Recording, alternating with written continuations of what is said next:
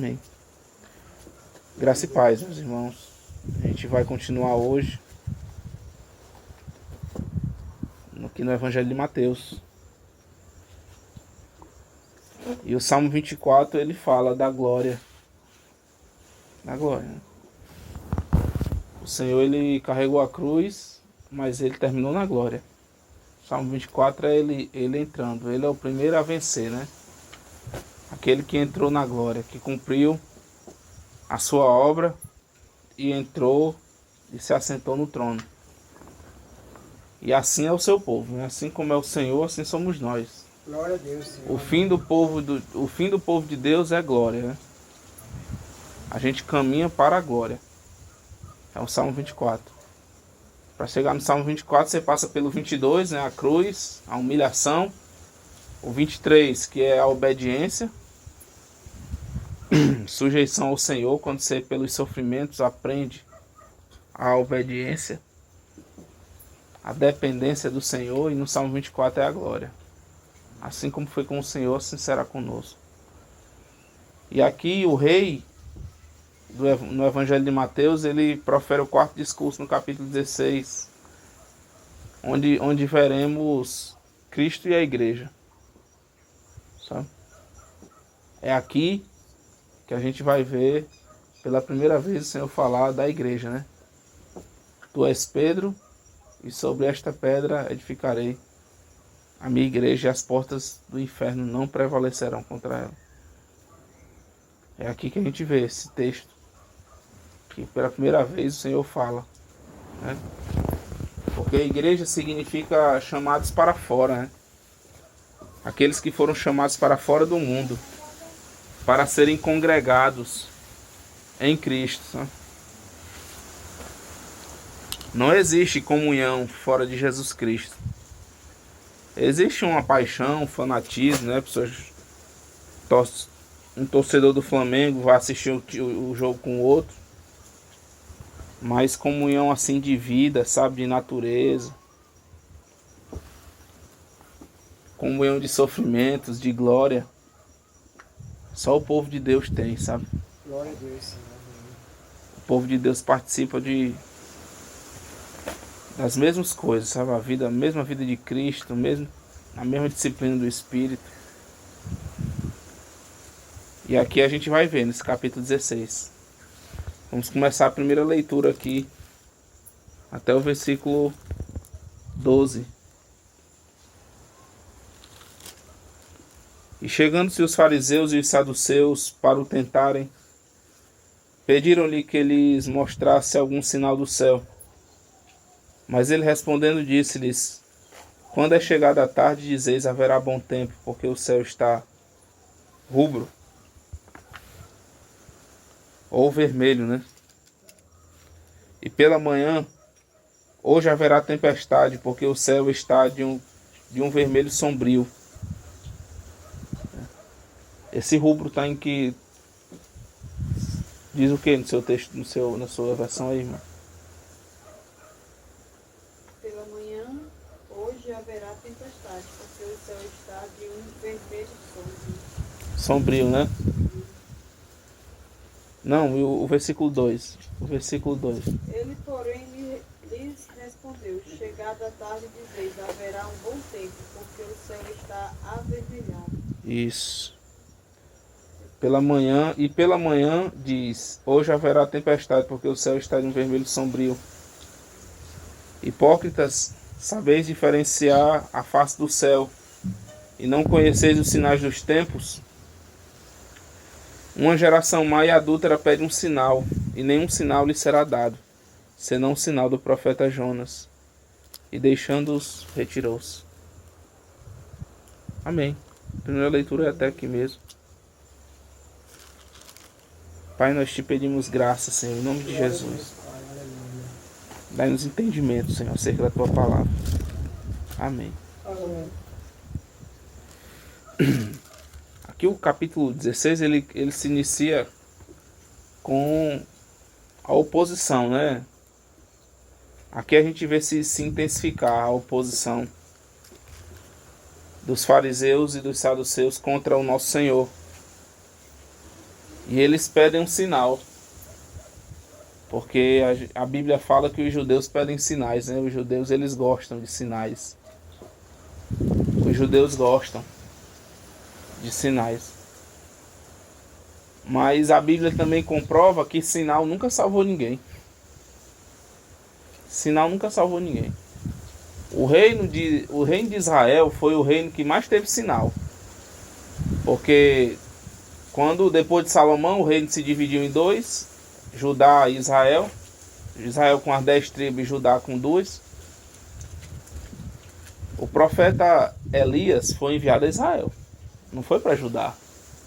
O profeta Eliseu foi enviado a Israel. Não foi para Judá. Os dois atuaram na nação de Israel, nas 10 tribos ali, efetuando milagres e prodígios dia e noite. Coisa tremenda mesmo aqueles homens fizeram ali. E mesmo assim não impediram que Israel entrasse na apostasia que entrou e terminasse sendo levado cativo até hoje. As 10 tribos nunca mais voltaram. E isso comprova que sinal, mas os judeus gostam de sinal. Eles gostam de sinal, sabe? Eles gostam, como Elias fez com os profetas de Baal, né? Desceu fogo do céu. E aqui, como se não bastasse tudo que o Senhor tivesse feito, eles queriam mais um sinal. Só que agora eles queriam fora do propósito do Senhor, né? Que o Senhor andava dentro da agenda do Pai. Tudo tinha um propósito. Aqui eles queriam mesmo que o Senhor se exibisse para eles. Mas ele respondendo, disse-lhes: vocês discernem os sinais dos tempos, vocês sabem quando o tempo vai ser bom, quando vai ter tempestade. Mas vocês não sabem quando se cumprem as profecias, né, que foi profetizado nos profetas, nos salmos. Aí ele fala: uma geração má e adúltera pede um sinal, e nenhum sinal lhe será dado, senão o sinal do profeta Jonas. E deixando-os retirou-se. O Senhor falou para ele que não lhes daria o que eles estavam pedindo. Só disse uma coisa: para vocês só tem o sinal do profeta Jonas, sabe? Aqui o Senhor mostra que as escrituras, elas falam de Cristo. Porque o profeta Jonas ter sido engolido pelo peixe, né? Passar 3 dias e 3 noites no ventre do peixe e depois sair e voltar lá para Nínive, ali era um tipo da morte e da ressurreição do Senhor. O Senhor esteve 3 dias e 3 noites no Hades, né? No lugar dos mortos, no paraíso ele esteve. Que existe um lugar dos mortos para os salvos e existe um lugar dos mortos para os não salvos. Quando a pessoa morre, ele ainda não vai para o céu, porque o céu é um local em que a igreja vai estar lá quando receber o corpo. Mas por enquanto ele vai para o paraíso. É o local dos mortos para os salvos, onde o Senhor esteve, onde o ladrão da cruz esteve com o Senhor. É ali. Ele esteve ali 3 dias e 3 noites. E no 3º dia ele ressuscitou. E o profeta Jonas, ele era um tipo da morte e ressurreição do Senhor. Porque o incrédulo, ele quer saber muito, ele quer ver muito para não crer em nada, né? Mas o crente, meu irmão, quem recebe fé para crer, ele crê só na morte e ressurreição do Senhor, sem precisar de sinal nenhum, de revelação nenhuma. Hoje as pessoas precisam de muita coisa para crer, né? Adivinha o meu RG, o meu CPF para me crer, né? Mas com o Senhor não é assim não. Com o Senhor não é assim não. Ele trabalhava para os crentes. Ele disse que os crentes só precisam de um sinal, ou do profeta Jonas, né? Então quando a gente lê lá o profeta Jonas, a gente vai com outro olhar, né? Agora a gente vai ver Cristo. A gente vai ver Cristo.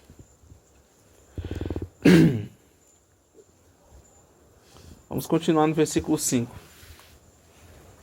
E passando seus discípulos para outra banda, tinham se esquecido de fornecer-se de pão. E Jesus disse-lhes: adverti e acautelai-vos do fermento dos fariseus e saduceus. E eles arrazoavam entre si, dizendo: é porque não nos fornecemos de pão. E Jesus, percebendo isso, disse: por que arrazoais entre vós, homens de pequena fé, sobre o não vos terdes fornecido de pão?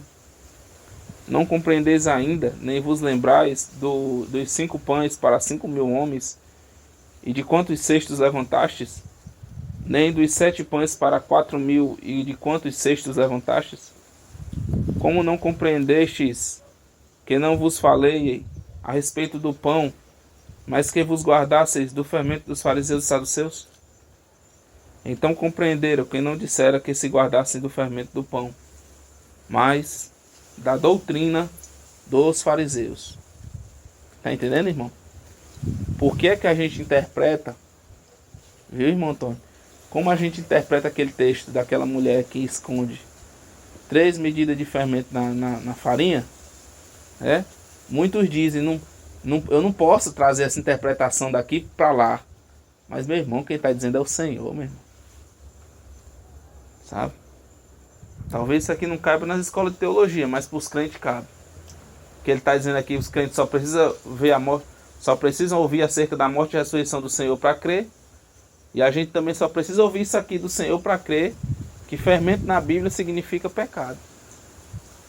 Doutrina. Doutrina, meu. Sabe? Lá em Mateus 3, quando o Senhor disse que o reino dos céus é semelhante a uma mulher que esconde 3 medidas de fermento na farinha, sabe? Sobre 3 medidas de fermento, bota fermento nas 3 medidas de farinha, até que tudo esteja levedado, é que o reino dos céus seria tomado por falsas doutrinas. É o que nós estamos vivendo hoje, meu. Fermento é doutrina. É pecado, é maldade, sabe? É doutrina. Sabe? O Senhor não pôde desenvolver muito esse assunto não, por causa da falta de entendimento dos... Tá entendendo? Porque o Senhor teve aquela discussão com os fariseus e saduceus. Aí o Senhor já bota os abençoados para passar pelo outra margem. Já foi cozinhando ali, né? Com certeza o Senhor foi cozinhando ali dentro do barco. Porque a coisa para fazer raiva é religioso, meus irmãos, sabe? Ele não pode crer que o Senhor não se irava não, que o Senhor se irava, viu? Ele tinha uma alma. A pessoa já vai cozinhando, né? Com a incredulidade daquele povo, a falta de... Religioso, meu irmão, é complicado. Religioso é complicado. A carne é complicada. O Senhor já foi cozinhando e tentou falar para eles: ó, acautelai-vos do fermento dos fariseus e saduceus. Aí a falta de entendimento deles atrapalhou, né? O raciocínio do Senhor. O Senhor teve que voltar para dizer: olha, eu não estou falando dos pães, eu estou falando aqui da doutrina. Porque pão, eu já multipliquei 2 vezes pão. Você acha que vocês vão morrer de fome agora? Ai, ai, ai. Às vezes, irmãos, né, é melhor a gente nem conversar todo assunto com todo mundo, sabe? Pra gente não passar pelo que o Senhor passou aqui. Porque são poucos os que compreendem, né? Tem pessoas na minha vida que é melhor não falar, porque se eu falar com elas eu vou me estressar mais, né? Eu tenho pessoas, conheço pessoas que é melhor não falar sobre determinados assuntos com ela, porque ela vai, sabe? Ela vai tornar aquela situação pior. É complicado isso. Então ele fala que, olha, vocês não compreendem ainda, nem vos lembrais dos 5 pães para 5.000 homens, e de quantos cestos levantastes, nem dos 7 pães para 4.000, de quantos cestos levantastes. Sabe?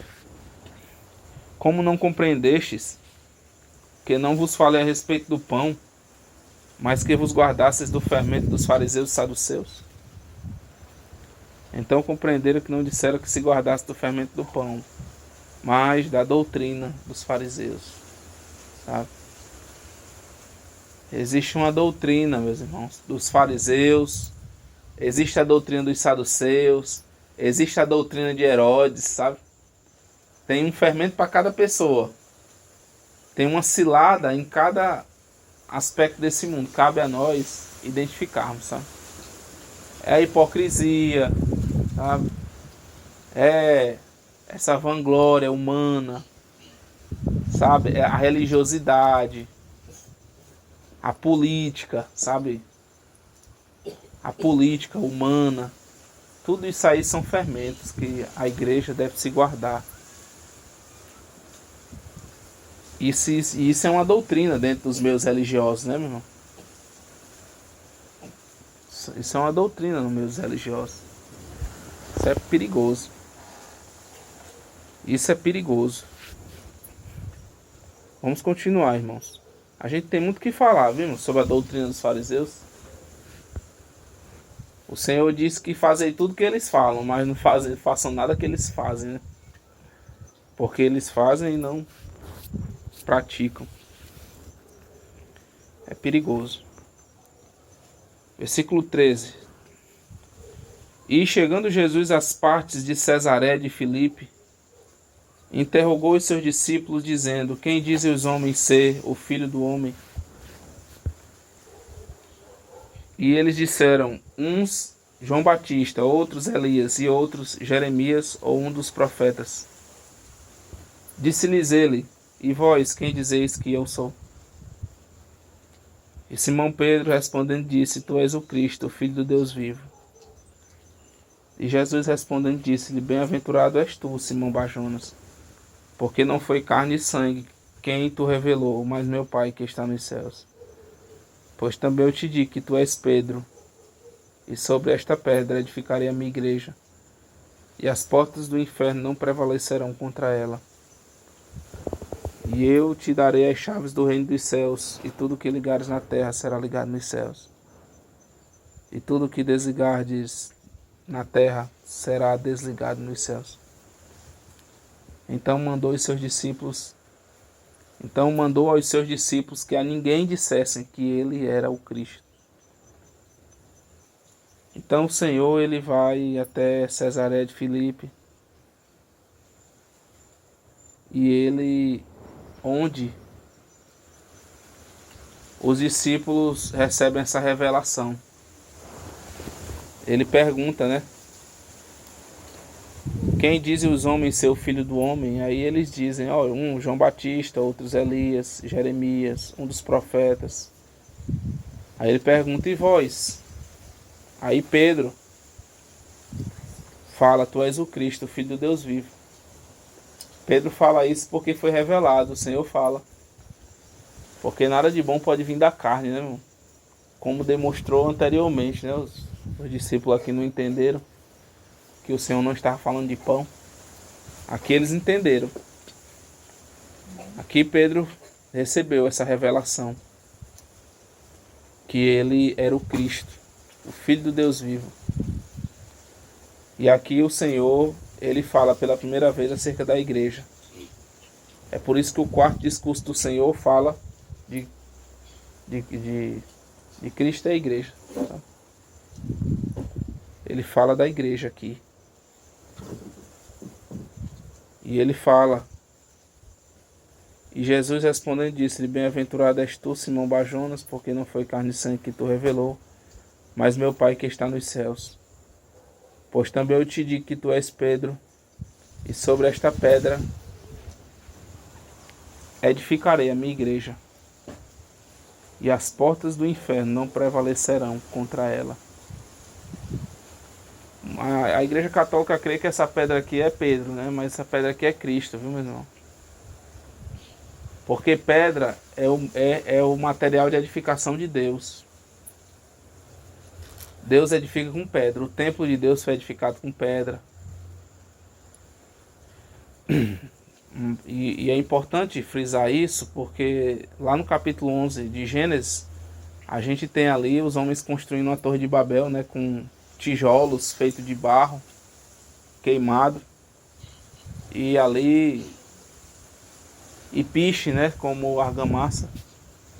Ali é edificação humana. A Babilônia, ela foi edificada com tijolos de barro. Foi manufatura humana, mas o templo do Senhor, ela é edificado com pedras.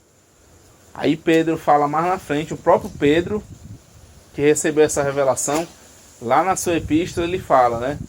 E vós, como pedras vivas, sois edificados para templo, edificação espiritual, né? Para templo santo do Senhor. O Senhor fala que sobre ele edificaria a sua igreja. É? E ele dá as chaves do reino a Pedro. E eu te darei as chaves do reino dos céus, e tudo que ligares na terra será ligado nos céus. E tudo que desligares na terra será desligado nos céus. O Senhor deu duas chaves a Pedro. Aquela pregação que ele prega para os judeus, lá em Pentecostes, 3.000 são salvos, né? Depois ele prega para Cornélio e sua família, gentios, são salvos, né? Então ele abre as portas para os judeus e gentios, né? Ali é aberto as portas do reino. O Senhor dá essas duas chaves para Pedro, né? E diz essa realidade aqui: tudo que ligares na terra será ligado nos céus, e tudo que desligares na terra será desligado nos céus, né? É importante isso aqui, viu, irmãos? A igreja, né? A gente acha que nossas atitudes não têm reflexos no céu, mas tem, viu, irmão? A quem muito foi dado na terra, muito será cobrado no céu. A quem muito foi dado no céu, muito será cobrado na terra. Sabe? Quem perde no céu, perde na terra. Quem perde, sabe? Aquele que é consagrado, é dado um ministério na terra, é dado também no céu. Sabe? Aquele que busca a honra para si, ele tem que saber da responsabilidade também. Aquele que leva, que arrebanha discípulos após si, ele tem que saber que o Senhor o responsabilizará, sabe? A igreja desliga também, sabe? Quando Paulo entregou aquele homem a Satanás, ele estava desligando no céu, ele estava ligando na terra e no céu, viu? Vamos entregar esse homem a Satanás para que a carne seja destruída, né? E o espírito seja salvo. Paulo entendia disso aqui. Sabe? Paulo entendia disso aqui. Paulo entregou 2 a Satanás porque andava pregando que a ressurreição já tinha acontecido. E imagine o que ele faria com quem diz que o reino milenar do Cristo já está acontecendo, né? O que é que Paulo não faria? Mas vamos adiante. Então mandou aos seus discípulos que a ninguém dissessem que ele era o Cristo. O Senhor não precisava de propaganda humana. Ele andava no tempo do Senhor. Vamos adiante, irmãos, em nome de Jesus. Versículo 21 até o 28. Desde então começou Jesus a mostrar aos seus discípulos que convinha ir a Jerusalém e padecer muito dos anciãos e dos principais dos sacerdotes e dos escribas e ser morto e ressuscitar o terceiro dia. A gente vê uma revelação no versículo anterior. Agora a gente vai ver a carne, né, irmãos? É por isso que a gente deve reter tudo e ficar só com o que é bom, viu, irmãos? Porque a gente oscila, irmão, sabe? A gente fala coisas espirituais. É por isso que você não pode abraçar tudo de um pastor só, sabe? Deus não deu tudo a uma pessoa só. Nós erramos, nós somos homens, meus irmãos. Você vai ver Pedro aqui falando pela boca do Espírito e logo pela boca de Satanás, né? Logo. E Pedro, tomando-o de parte, começou a repreendendo, dizendo: Senhor, tem compaixão de ti. de modo nenhum te acontecerá isso. Ele, porém, voltando-se, disse a Pedro: para trás de mim, Satanás, que me serves de escândalo, porque não compreendes as coisas que são de Deus, mas só as que são dos homens. A gente tem que entender isso aqui, viu, irmãos? Porque Satanás, ele é morto espiritualmente. Ele entende só das coisas dos homens, né? Ele não entende das coisas de Deus.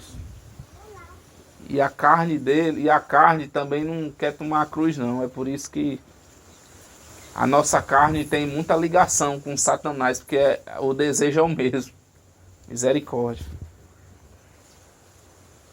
Então disse Jesus aos seus discípulos: se alguém quiser vir após mim, renuncie-se a si mesmo, tome sobre si a sua cruz e siga-me. Porque aquele que quiser salvar a sua vida, perdê-la-á. E quem perder a sua vida por amor de mim, achá-la-á. Pois que aproveita o homem ganhar o mundo inteiro e perder a sua alma? Ou que dará o homem em recompensa da sua alma? Porque o Filho do Homem virá na glória de seu Pai, com os seus anjos, e então dará a cada um segundo as suas obras. Em verdade vos digo que alguns há dos que aqui estão, que não provarão a morte até que vejam vir o Filho do Homem no seu reino. É importante, irmãos, a gente entender isso aqui. A gente vê que aqui o Senhor começa a falar sobre a sua obra na cruz. Falar que ele era um cordeiro de Deus que tira o pecado do mundo, que ele veio cumprir uma obra e ele precisava levar a cabo. Mas Pedro, tomando de parte, começou a repreender, dizendo: Senhor, tem compaixão de ti, de modo nenhum te acontecerá isso. Isso aqui é a nossa humanidade, viu, irmãos, agindo. O Senhor não, Pedro não queria que o Senhor fosse até a cruz. Mas a nossa humanidade, ela não compactua, ela não com os planos de Deus, sabe? Porque a palavra diz que assim como os céus se elevam acima da terra, assim são os meus pensamentos maiores que os vossos pensamentos, né? Sabe? Eu não penso como vós. O Senhor diz lá em Isaías: os meus pensamentos são mais altos que os vossos. E assim era o pensamento do Senhor. O Senhor tinha uma obra para cumprir, uma obra de salvação. E Pedro, na sua humanidade, foi usado por Satanás para fazer com que o Senhor não fosse para a cruz. E isso é perigoso, né, irmãos? Porque nós somos tentados também com isso, né? Tem misericórdia de ti mesmo. Isso aqui é uma palavra de Satanás, viu, irmãos? Para que a gente não negue a si mesmo. E o Senhor fala, ó: não compreende as coisas que são de Deus, mas as que são dos homens. Então disse Jesus aos seus discípulos: se alguém quiser vir após mim, renuncie-se a si mesmo, tome sobre si a sua cruz e siga-me. Porque aquele que quiser salvar a sua vida, perdê-la-á. E quem perder a sua vida por amor de mim, achá-la-á. Essa vida aqui é a vida da alma, viu, irmãos? Quem escolher a sua vida da alma, o seu ego, em desfavor de mim, perderá a sua vida da alma. Sabe? Quem escolher a sua vontade em troca da minha, ele perderá, ele sofrerá prejuízo. Mas quem renunciar à sua vontade pela minha, ele vai achar, ele vai encontrar a vida dele. O Senhor está falando aqui de glória e recompensa, viu, irmãos? Quem renunciar à sua vida agora, receberá depois. Pois que aproveita o homem ganhar o mundo inteiro e perder a sua alma? Ou que dará o homem em recompensa da sua alma?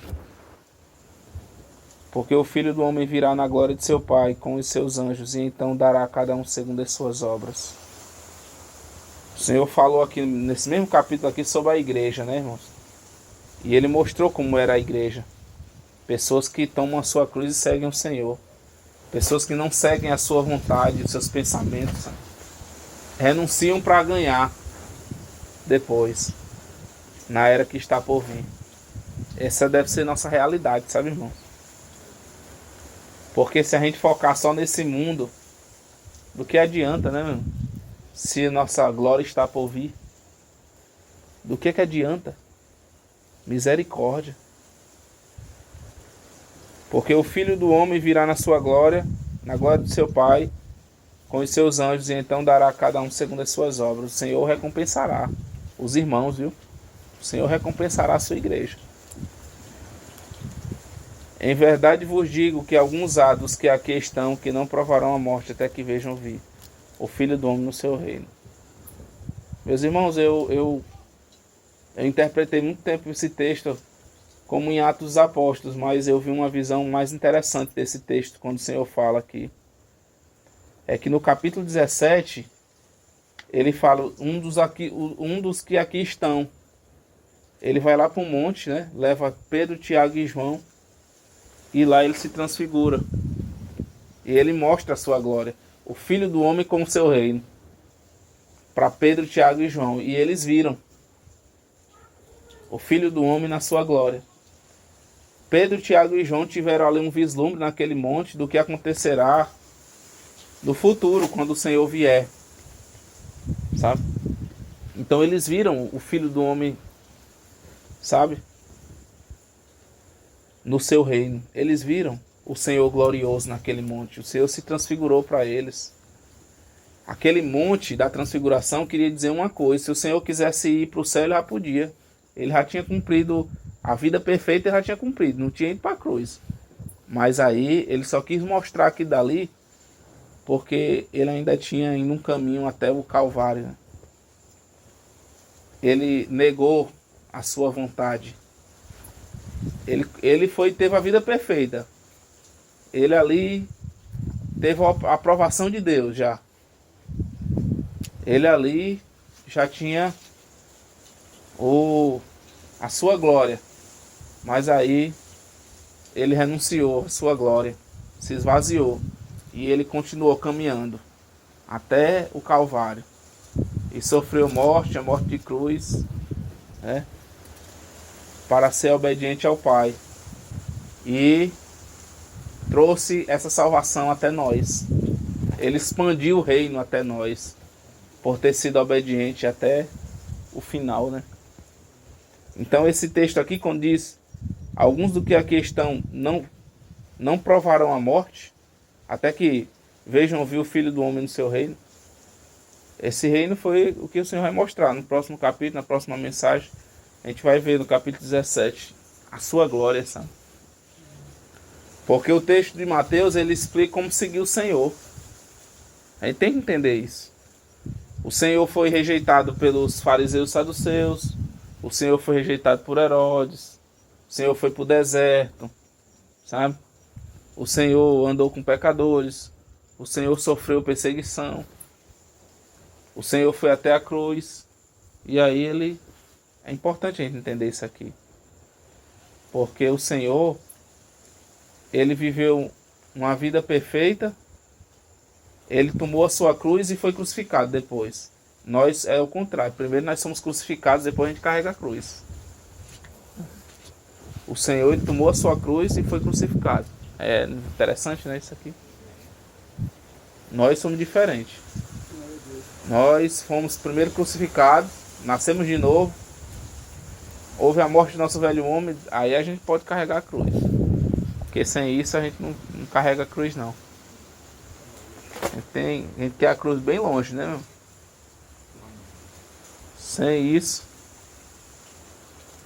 Amém, meus irmãos. Amém, Senhor. Glória Amém. a Deus, Pai. Amém.